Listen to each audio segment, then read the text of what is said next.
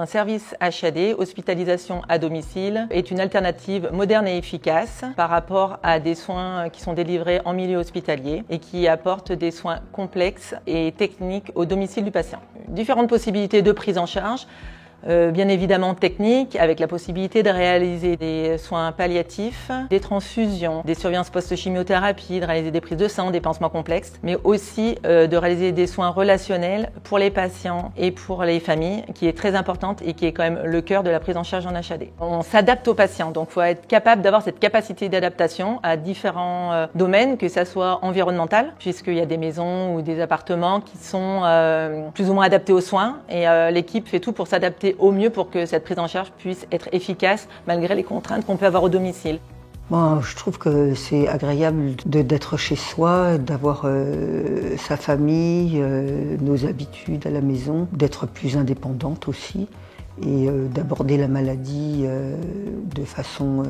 plus facile en fait.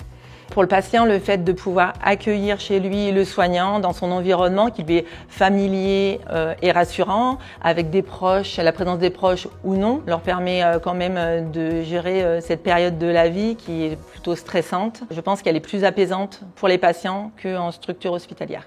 On n'est pas soumis au rythme de l'hôpital avec voilà, le travail qui incombe, et c'est vrai que c'est bien normal qu'elles aient des rythmes, mais ici c'est plus le personnel qui s'adapte aux patients que le patient qui s'adapte au personnel et aux rigueurs des services hospitaliers. Le relationnel est très important, on entre dans leur intimité, dans leur connaissance de leur famille, de leurs habitudes de vie, de leur culture, et il est important qu'on s'adapte aussi à cet environnement-là.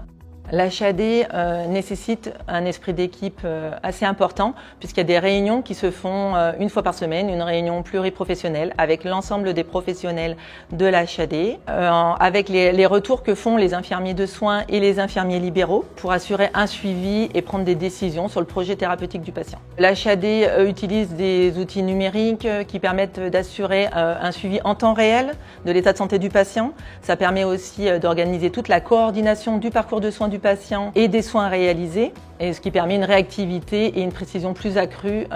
des soins dispensés. La force de service, c'est la cohésion d'équipe, puisque